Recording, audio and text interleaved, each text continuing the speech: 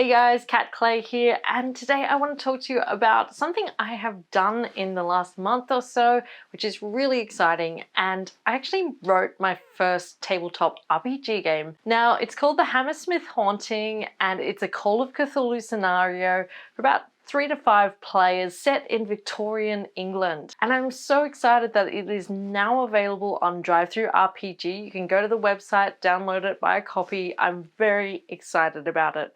It has been a life goal of mine to write a game, and I finally did it through Storytelling Collective's Call of Cthulhu Write Your First Adventure course, which challenged you to write an adventure, a one-shot, about 3,500 words over the space of 1 month. So I learned a lot from this course, and I highly recommend it if you are thinking about running a game. They also do streams for other tabletop role-playing games like Dungeons and Dragons. But I did want to share with you a few things I learnt about writing Call of Cthulhu from writing this one scenario.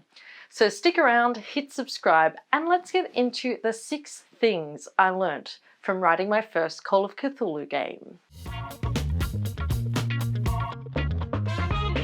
So the first thing is that scope is really important. There's a reason that the first lesson in the Storytelling Collective course is about scope, and that's because it helps you actually complete the project on time and within, obviously, the scope of the project. I mean, you're not going to write a 300-page scenario in 1 month. It's just really not feasible to do that kind of level of playtesting, editing, design. So, of course, the first lesson being about scope, I completely ignored it and then went on to write a 10,000-word scenario, which was a little bit outside of the scope of the course and the project. But I knew that from writing, I had kind of the capacity to write a bit more than someone who was new to writing. And I've also worked as a graphic designer, so I knew how long the layout process would take for me in InDesign. The second thing I learned, which follows on from the first, is that writing always takes longer than you think. And especially with things like games, you have to factor in things like playtesting, editing, and revision. And there's a significantly more of a level of revision in this because there's an interactive component. So if I was editing a novel, I could just print off the pages, edit them myself. But the playtesting does take time, and it's important to do, and I'll get to that in a second because that is my third point. Playtesting is really hard. Okay, you have your little game baby and it's the most amazing thing you've ever done, and then you take it out into the world and actually play it with people and it falls apart. I had a really rough playtesting session with my friends, and look, I love them to pieces, but this was not the night to be playtesting. There were delayed food deliveries. Everyone was really hangry. Also, people were trying to eat like the super spicy hot sauce and compete to see how much they could eat without like kind of exploding their heads while we were playing the game.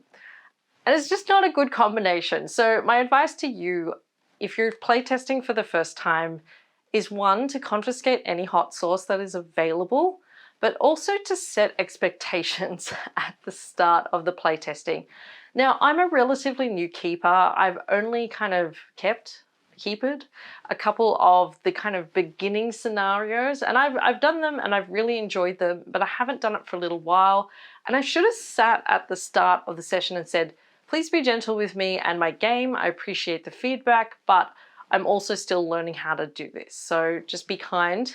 And I think that would have changed the mood of the session, even if we still were hangry waiting for our cold hamburgers.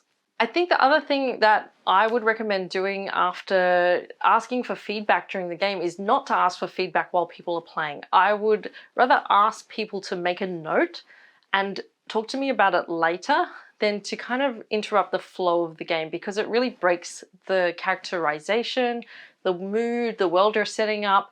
When someone's like, oh, that doesn't work, or can we go back and like, what have you written there? The thing I did that I would not do again is at the end of the night, I asked for feedback. And this is like what, 9:30, 10 o'clock at night. I was tired from hosting the game. I was hangry. I had not got my cake in the delivery, so I had not had any dessert. It was just not a time to be receiving feedback because what I call my thresholds were quite low. So my threshold for feedback can be quite high if I'm resilient. If I'm tired and hungry, then it's going to be really low. And I think that that kind of feedback on something you've created, you need to have kind of a high resilience to get that, because you know, it's personal. You'll take it personally. I know I do. I take the feedback on board. So what I would recommend after doing a disastrous playtest and learning a lot from it is to really get your players to take notes yourself, but to ask for feedback either by form or by email the following day, or to talk it through with a friend the next day. Having said that, the playtesting did bring up some really important lessons for me as a writer and a keeper. And the biggest one of these is point number 4, which is don't gatekeep information when you're writing a Call of Cthulhu scenario. So in the original draft of the Hammersmith Haunting, I had put in heaps of dice rolls because dice rolls are fun, right? Rolling the dice is good. That means people are engaging with the work, you know, fast talking and charming and persuading and stealthing. In fact, I was actually stopping people from accessing important information in the story because we had a terrible run of luck where all of these dice rolls kept getting failed. And I'm like, oh, well, you can't go and experience that really cool thing I wrote because you failed that dice roll. Oh, and you failed another dice roll. And so what do I do now? And so there was a whole layer of information that didn't get given to the players because I'd gatekeeped it with a whole bunch of dice rolls. So the biggest thing I learned here is that you shouldn't gatekeep the information behind dice rolls. So that someone might roll a dice and fail, but what could happen is that they're penalized in another way instead. So they lose some SAN, or they have to make a damage roll, or something happens that they have to deal with, but they still get the information. The 5th thing I learned, and it's something I already knew from writing and novelizing, and it is that your cover matters.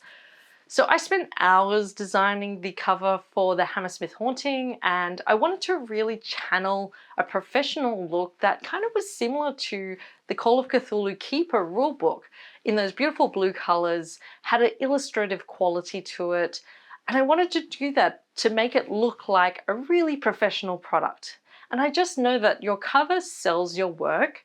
And from the comments I've got on social media, you know, there's been some lovely people who have gone and bought the game simply for the fact that the cover was really nice and the design inside matched it. Too often I see, especially in the TTRPG community, that people buy really beautiful illustrations for their cover art, but then they don't focus on the typography or how that matches or melds in with the art. So you'll have like this really cool illustration and then like kind of some, you know, magenta text in impact font that's outlined, and it doesn't work as a design. So I really encourage you, if you're starting out, if you're writing a book or a Cthulhu game, please actually get a professional designer to do it for you, or use a template, or just try to learn a little bit more about color theory and design there. I think that's really important to just presenting your work in the best way possible. Now, I've got another video all about cover design and cover design mistakes, which you can check out here. And I'll also put the link to that in the information below. The final point, and probably one of the most important things to take away from the process, is to really be a good community member. I've been really impressed by how kind a lot of the TTRPG writers and creators have been to me as a first-time writer. It could be really easy to kind of be like, oh, there's the newbies. I feel like there's a lot of negativity on the internet at the moment, and I think by being a good community, we can support each other to do really creative work. And likewise, when I was doing the course, you know, there was some lovely people in the course who read my work, and I read it in return and provided feedback and signal boosted their work as well. My advice here is really just don't be a jerk and just be a good person on the internet. So if that's something I took out of writing a Call of Cthulhu game, I think that's a good thing. So they're my 6 takeaways from what I learned writing my very first Call of Cthulhu game. If you want to check out my game, The Hammersmith Haunting, it's available on DriveThru RPG, and I will put the link in the information below. Likewise, if you are starting out or thinking about writing your first game, I do recommend the Storytelling Collective course. I've really enjoyed it and got a lot out of it. Otherwise, feel free to ask me any questions in the comments below. As I said before, I'm Kat Clay. I'm a writer from Melbourne, Australia. I love doing nerd stuff like video games, tabletop role-playing, cosplay, writing books. If you like that stuff too, please hit subscribe, say hi in the comments below, and thank you so much for watching.